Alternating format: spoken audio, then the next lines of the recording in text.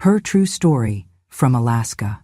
My son drove off while I waited at the airport curb, so I froze the account he used for his business.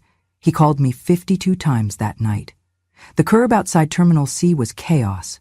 Cars honked, engines idled, people shouted names into cell phones and waved signs for arriving family. I stood still amid it all, clutching the handle of my worn suitcase, trying to ignore the sting in my joints after the 6-hour flight from Fairbanks. The wind bit through my coat. The sky above was gray, threatening snow. I had layered, but it was a city cold, sharper, more impatient. I had just texted him. "I'm here, near exit 5, wearing the red scarf." He responded with a thumbs up. Then, 5 minutes later, I saw his car pull into the drop-off lane, slick and silver, music thumping from behind tinted windows. It was the car I helped him buy years ago when he said no bank would loan to a kid from nothing. I had believed in him then. I thought he believed in me, too. The window rolled down halfway. He did not even get out. He looked at me like I was someone he barely recognized, or worse, someone he wished he had not seen at all. "Are you serious with this?" he snapped, voice cutting through traffic noise. "I told you not to bring the ugly suitcase. It's embarrassing." I took a step forward, smiling gently, lifting a hand. "Hello to you too, son. It's good to see you." He leaned his head out, glancing behind him. "I can't park here," he hissed. "I'm not paying $40 just to pick up a retired old lady. You're not some VIP. Stand on the curb like everybody else. Get used to it." I froze. His passenger door stayed locked. Behind him, I could see someone in the front seat, a young woman with sharp cheekbones and perfect nails, chewing gum and scrolling through her phone. She didn't look up. He rolled his eyes. "Don't make a scene. I'm meeting someone in 20 minutes. Just grab an Uber or something. Don't guilt-trip me. I showed up, didn't I?" Then, before I could respond, before I could even ask about the birthday party or if my room was ready or how the kids were, he rolled the window back up. The car merged into traffic and was gone. Just like that. I was still holding the scarf, my hand raised as if in greeting when my phone buzzed. One message. "Book your own Uber. I'm busy." That was it. No apology, no explanation. Just dismissal. Like I was a stray package left in the wrong terminal. The wind gusted again, rattling the plastic sign over the bench.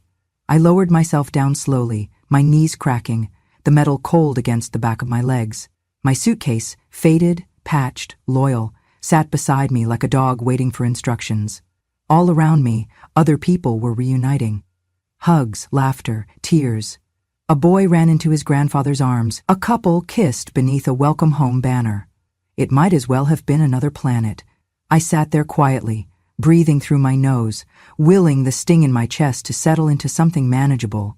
I did not cry. Not because it didn't hurt, but because I had cried enough in my life to know when it would matter and when it would not. Instead, I reached into my bag, pulled out my old phone, and opened the banking app I hadn't touched in months. The signal was weak, but it loaded. I tapped through the layers of security he had forgotten I still had access to. And there it was.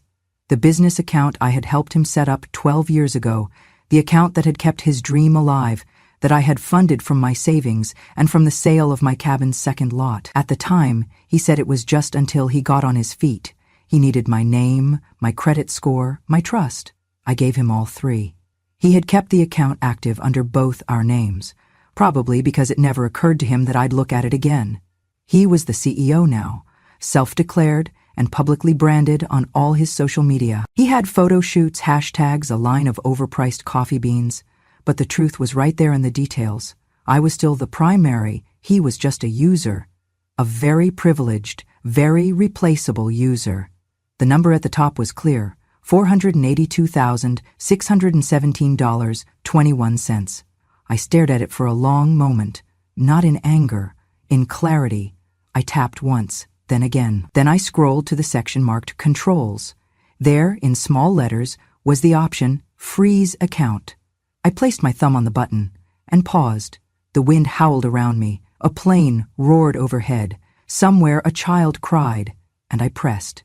Not hard, not angrily, just enough. The screen blinked, confirmed. Account frozen.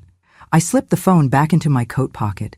Then I leaned back on the bench, folded my hands in my lap, and waited for the night to fall. It had not always been like this. There was a time, long before the tinted windows and tailored suits, when my son used to sit at the kitchen table in our little house in Fairbanks, his fingers wrapped around a chipped mug, his eyes lit with dreams too big for the room we were in. He talked about coffee like it was art. Not just caffeine and cups, but community, conversation, the warmth of something shared. He said he wanted a place where people could sit and forget their troubles for 5 minutes. He said he wanted to build something that mattered. I believed him. I believed in him. When the lease on that house expired and the landlord raised rent beyond what our pensions could bear, I told him, let's not renew. I can downsize. You focus on the shop. We moved into a 1-bedroom cabin outside of town, me and my dog Lucky. It was cold, drafty, but it was ours. I learned to split wood. Learned to live without a dryer. I gave up Saturday night bingo to save on gas. Meanwhile, he worked. Or so I thought. He pitched his dream to me like a business plan, but asked for the money like a son. He said no one would give him a loan without collateral, that banks still saw him as a kid with no assets. But I had good credit, clean history, a solid name. Just help me get started, Ma, he said. Stand in for me. Be the primary. I'll take care of everything. I swear. I signed the papers the next day. The amount wasn't small. It was everything I had from the house sale, every bit of my retirement cushion. Enough to set up the lease, buy equipment, design the logo, and get his website off the ground. He named it Blue Ember Roasters. I used to smile at that name. He said it reminded him of winter mornings in Fairbanks, cold on the outside, warmth within. At the grand opening, he introduced me to customers as the reason this place exists. He kissed the top of my head in front of the cat, said, "My mom's the backbone of this business." It was the last time he said that out loud. After that, the thank yous faded. The check-ins got shorter. The updates stopped coming altogether. But I never asked, not once, because I trusted that I had done the right thing. A mother is supposed to let go when it's time, right? Let them grow, lead, build. You do not raise a child for your benefit. You raise them so they can stand without you. Still, there were signs. He stopped calling me Ma, started saying Anna in emails. He posted photos with investors, influencers, and people who looked nothing like the world we came from. His cafe grew into a brand, but I was no longer part of the story. I was just the name on the papers he hoped people would forget. I told myself it was okay, that he was busy, that he meant well. Until today. Until he rolled down the window, said those words, and drove off like I was a mistake in his calendar. Now, sitting on this bench with my fingers still cold from the wind, I could see it clearly. This was not a misunderstanding. This was a shift, a slow, quiet betrayal that began the moment he stopped needing me, but still used me. And still, I had not said a word. Not when he changed the passwords and told me it was for security. Not when the quarterly reports stopped arriving. Not when I had to ask a neighbor to look up the shop's hours online because he had not answered my calls in weeks.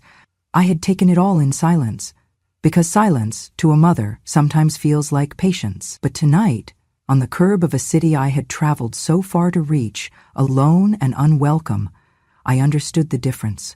Silence can be a gift, but it can also be a grave, and I was done burying myself alive for someone who had already written my name out of the story. The hotel lobby was quiet by the time I checked in. The clerk was polite but perfunctory. He did not ask why an old woman was traveling alone, why my cheeks were still flushed from standing in the cold, or why my voice shook just slightly when I asked for a room for one night only. He handed me the key card and pointed toward the elevator. The room was clean, sterile. A place meant for transitions, not for living. I set down my suitcase, took off my coat, unwrapped my scarf slowly, as if unwinding the insult still clinging to it. Then I sat at the edge of the bed, took a deep breath, and opened my phone again. The screen was dim, my hands were tired, but I knew exactly where to go. The bank app took a few seconds to load, longer than I remembered, maybe because I hadn't opened it in so long, or maybe because, for the first time in years, I wasn't afraid of what I might find inside. It asked for a passcode. I entered the numbers from memory, my granddaughter's birthday. 6 digits that had once brought cake and laughter and tiny handprints on the kitchen wall. Now they brought access. And there it was, the business account. Blue Ember Roasters Holdings LL Halpern. I stared at that line for a long time. There was a time I thought my name there was just symbolic, that it meant little more than history, that he had taken full control and I was merely a placeholder in a system that no longer cared about who started what. But the truth was clearer than any bank statement.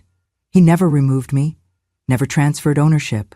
He must have assumed I would never log in again, that I would forget the structure, the agreement, the fine print, but I hadn't, and now it was all in front of me. Transaction logs, vendor invoices, payroll reports, tax filings, all under my name, all dependent on the trust I had given him when he said, "Just until I get started, Ma, just until I'm strong enough to stand alone." The balance glowed on the screen. $482,617.21. It was not just a number. It was my home sold in Fairbanks, my retirement fund cashed early, my winter coat sacrificed for his espresso machine, my Friday night dinners skipped so his website could launch. It was every time I had said yes when the safer answer was no. He thought that money was his legacy, but it was mine. I scrolled to the section labeled Account Controls. A single line, simple and understated. Freeze account. I hovered over it. My finger didn't tremble, but my breath did. I let it sit there for a moment, and in that moment, I remembered everything. The voicemail he left last Christmas. Too busy, maybe next year. The birthday card I sent that was never acknowledged. The photo he posted online, posing with strangers, calling them family, while I watched from across the country. And then, tonight, the window rolling down, the words like poison in public air.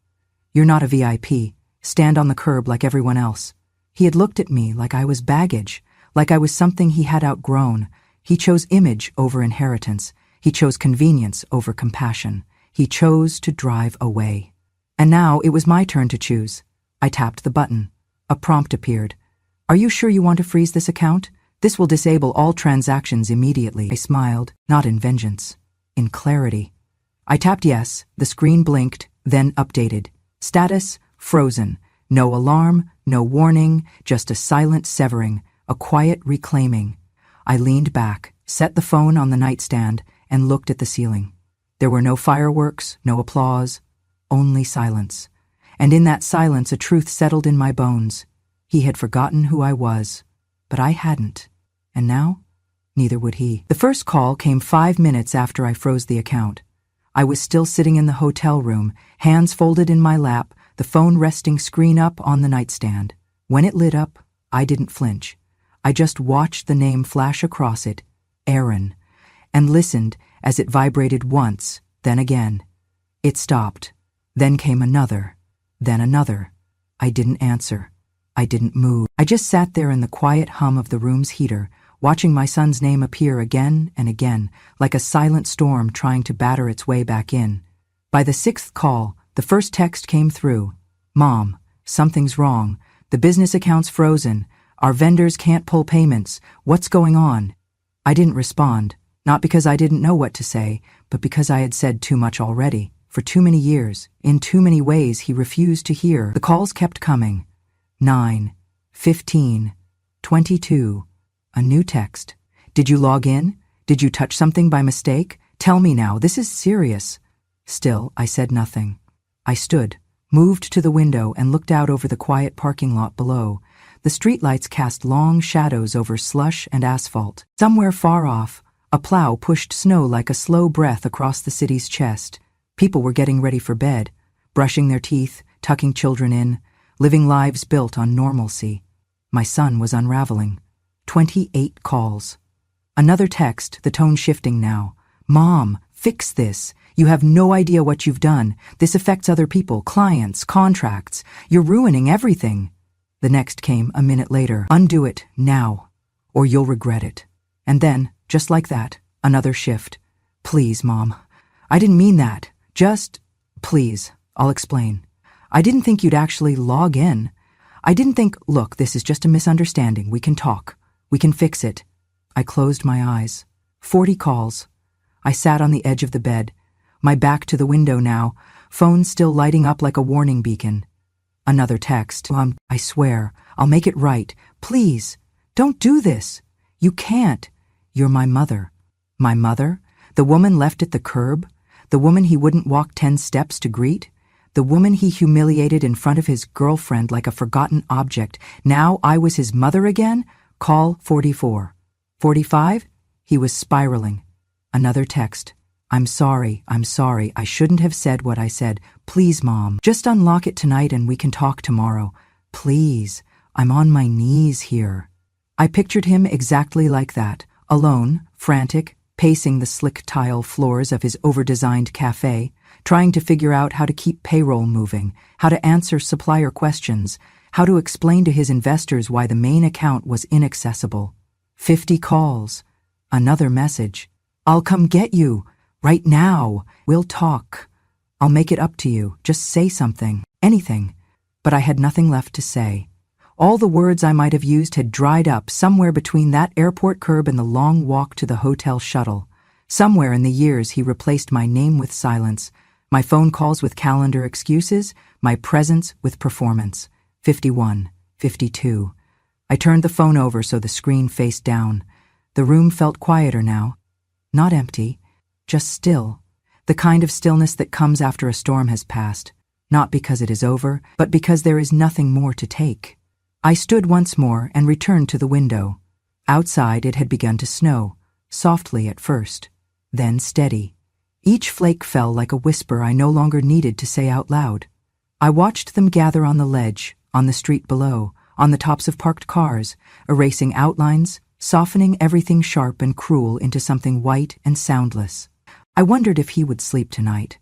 I wondered if he would look at the ceiling and remember every word he had shouted across that open car window, every inch he refused to move to make space for me, every message he did not send on holidays or birthdays or any of the days in between. And I wondered if this, finally, would be the moment he realized a mother's silence is not always surrender. Sometimes it is the only truth left. Morning came with no apology. The sun was pale through the hotel curtains, casting a cold light on the same phone that had stayed silent for hours now. No new calls. Just a thread of unread messages and an inbox cluttered with desperation. I dressed slowly. My bones ached, but not in the usual way. They ached with clarity, with finality. Downstairs, the lobby was quiet. I poured myself a cup of weak coffee from the communal urn and took a seat near the window, where I could watch the snow melt in patches along the curb. The city was already moving, people in suits, backpacks, faces tilted toward phones, lives in motion, and then motion turned toward me. A familiar figure burst through the glass doors, hair wild, eyes hollow. My son.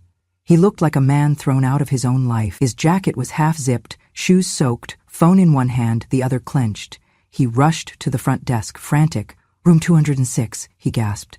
Anna Halpern, my mother, I need to talk to her, please. The receptionist glanced at me, unsure. I shook my head once. No visitors, she said gently. I'm sorry. He turned, eyes locking on me. He moved toward the sitting area, but I held up a single hand, calm, firm. He froze mid-step. His face crumpled. Right there, in front of strangers, he broke, shoulders shaking, voice cracking. Mom, please, I need you to fix this. The orders are canceled. The supplier wants cash in advance. Our merchant processor froze payouts. Payroll's due Monday. I can't. He swallowed hard. They think I'm a fraud. I said nothing. From across the lobby, I watched as he tried to find the right words, the right angle, the right trick to pull me back into the role I'd played for so long. The fixer, the believer, the safety net. But that role had expired the moment he left me on the curb like a piece of trash. His voice cracked again. Even Mia left. She posted this thing on Instagram. Never invest your heart in someone who can't pay their debts. His laugh was bitter. She blocked me. Me. He sank to his knees, not out of respect, out of collapse. A few guests turned to look. The receptionist hesitated behind the desk. I remained seated, spine straight, hands resting gently on my lap. Then I picked up my phone and typed a message. Just one line. I handed it to the front desk clerk. Please give this to him. She walked it over, placed the phone gently into his hand. He read it, and his face changed. This is not revenge. This is a reminder. Your mother is still alive." He stared at the screen for a long moment, then lowered it slowly. He looked up at me again, pleading, but I had nothing left to give.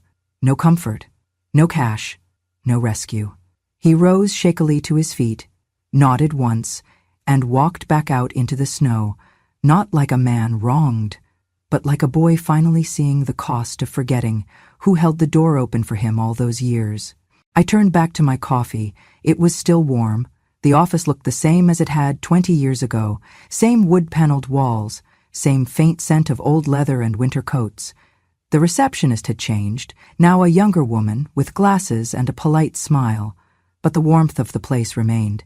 That was why I came back. "Anna Halpern," I told her. She stood. "Mr. Grayson is expecting you right this way." Harold Grayson had been my lawyer since the day I sold the house in Fairbanks. He had walked me through paperwork I barely understood, read every line twice, and never once made me feel small for asking what capital gains meant. When my son had needed help opening the business, Harold had drawn up the joint account structure himself. Now, I was here to undo it. He rose when I stepped into the office, the same sturdy man with the same steel-gray hair, now thinner, now slower. "Anna," he said, with that voice like a steady fire. "You look like a woman with something to settle." I smiled faintly. "That obvious?" He gestured to the seat across from him. "When you come in wearing your church coat and not your gardening one, I know it's serious." I sat, pulled the manila folder from my bag. He set it on his desk. "I need to transfer full control," I said. "Remove my name, sever all legal ties. If it sinks, I won't be holding the rope." He opened the folder, reviewed the account documentation. "This is the same account we set up 12 years ago." I nodded. He looked at me, eyes sharp but kind. "You do realize legally you're in control.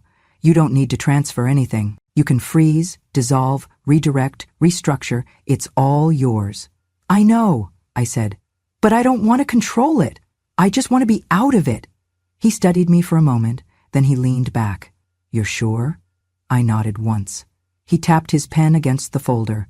"I can dissolve your authority and notify the financial institution, but once you're off, that's it. You don't get back in. That's the point." He scribbled a few notes, then paused. "Anna," he said carefully, "do you want to include any conditions? Future clauses, protections, something to ensure what happened doesn't happen again?" I took a breath. Then I said, clearly and without hesitation, "Just make sure he can't take anything more from me. I'm not a cash machine. I'm not a silent investor. I'm his mother. And that should have been enough." He nodded slowly. "All right," he said. "We'll draw up the paperwork. I'll make sure your exit is ironclad." We worked in quiet for a while. He asked for a few signatures, some initials, a confirmation of ID. The legal dance of severance. As I signed the last document, I felt something shift. Not a burden lifted exactly, but a door quietly closing behind me. When we were done, he slid a copy of the finalized agreement into a fresh folder and passed it across the desk. "Anna," he said gently, "he might come back. People do, when the money dries up, when the excuses run out." I looked him in the eye. "If he does," I said, "he'll have to find another reason." He gave a soft, respectful smile. "You were always sharper than they thought. I was always quieter than they needed." I stood, gathered my bag, and shook his hand. As I walked out of the office and into the cold light of day, I didn't feel vengeful. I didn't feel triumphant. I felt free. Not from responsibility, but from the weight of someone else's entitlement. He had thought my silence meant I wouldn't act. He was wrong. And now legally and finally, he could no longer reach back for the hand he had already let go. The transfer took less than 15 minutes. A few signatures, a notarized stamp, a folder handed from one hand to another. Just like that, my name was no longer tied to the business. But more than that, it was now tied to something far more enduring. The Haven for Elder Women was a quiet little organization run out of Anchorage. No flash, no fancy websites, no buzzwords, just warmth, meals, beds, shelter for women like me, mothers, widows, grandmothers, left behind after giving too much for too long. When I called them, the director answered herself. Her voice was tired but kind. When I explained what I wanted to do, she didn't interrupt. She just listened. And when I told her the number, $482,000, she gasped, then began to cry. I don't want a plaque, I said gently. I don't want a name on a wall. What do you want? She whispered. I told her. A bench. Just a simple bench outside with a plaque that says this: for every mother left standing alone in the snow, you are not forgotten. She promised me it would be done. I mailed the final paperwork that afternoon. Included in the envelope was a handwritten letter. I give this not because I am generous, but because I am done. I am done waiting for sons to remember the hands that raised them. I am done explaining why loyalty should not be repaid with silence. I give this so another woman does not have to sit at a curb, cold and unclaimed, wondering if she still matters. I give this to remind them we always did. It was not revenge, it was legacy. A week later he came. I was back home in Alaska, sipping tea on the front porch, when I saw the car, a rental, city plates, wheels still crusted with salt from the road. He stepped out slowly, not with confidence, not with swagger, but like a man who knew he had run out of doors to knock on. He walked up the path, paused at the bottom of the steps, and then dropped to his knees. The snow was fresh. It soaked through his pants in seconds. Mom, he said, please. I looked at him for a long moment. Not with anger, not with sympathy, with finality. The only time a son needs to kneel, I said, is when he's ready to apologize to the mother he left behind. He said nothing. I stood, finished my tea, and walked back inside. Behind me the snow kept falling, and I left the door closed. Spring came late in Alaska. It always did. The snow lingered long after the calendar said it should have melted, as if the land itself knew better than to trust a date. But eventually, even the deepest drifts loosened their grip. The ice on the creek cracked, the sun climbed a little higher, and one morning, without fanfare or warning, I stepped outside and smelled earth again. By then, I had been home for 3 months.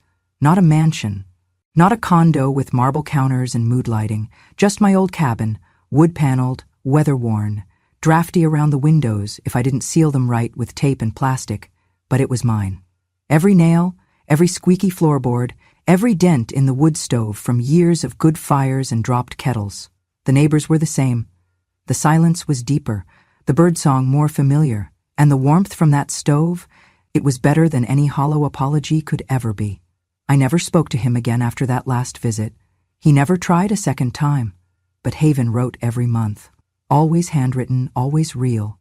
They told me about Esther, a 71-year-old woman who left her abusive son-in-law in the middle of the night and found a bed at Haven, thanks to a program my donation had made permanent. They told me about Brenda, who cried when someone handed her a toothbrush and said, "You're safe now."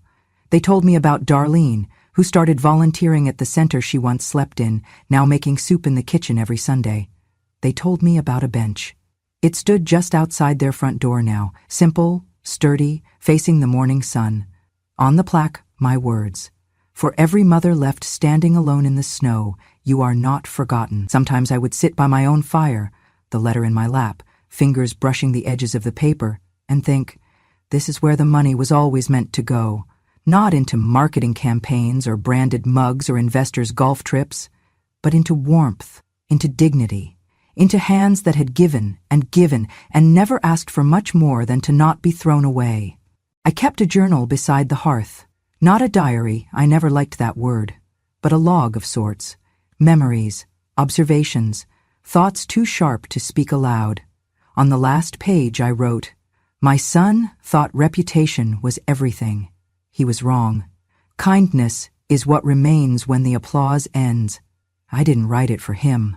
I wrote it for me, so that when I grow older still, when the snow comes earlier and the light stays away longer, I will not forget what I've learned.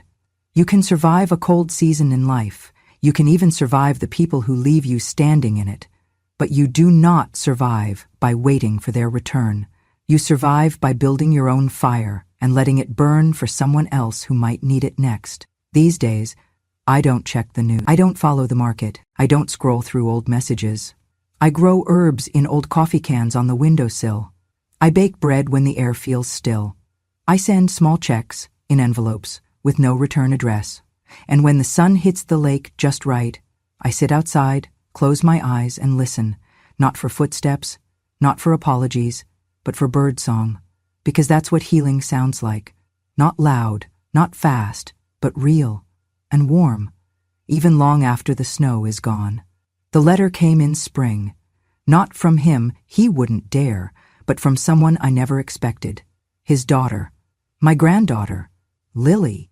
I had not seen her since she was 10, the last time I was allowed to visit the house before her father stopped inviting me. Even then, I remember how she had clung to me when I left, whispering, "Next time bring your cookies." Now she was 22, in college, halfway across the country. Her handwriting was unsure, slanted, but honest. No typing, no emails, just ink on paper. "Dear Grandma Anna, Dad told us you were gone. Not dead, just not interested anymore. I believed him for a while, and I'm sorry for that. But last month I visited Haven. One of my classes partnered with them for a volunteer project. I didn't know, God, Grandma, I didn't know. Your name was on a plaque, a bench, and they told me what you did, what you gave. They said your gift saved the shelter, gave women warmth, beds, safety. I sat on that bench for a long time, and I thought, what kind of woman gives everything and never asks to be thanked? I think I know now. You were never the one who left. He was. I just didn't see it then. But I do now. If you're still in Alaska, I'd like to visit. Just for tea, just for you. Love, Lily." I read it 3 times before setting it down. My hands were steady, not because I wasn't emotional, but because something in me had healed just enough to hold joy again.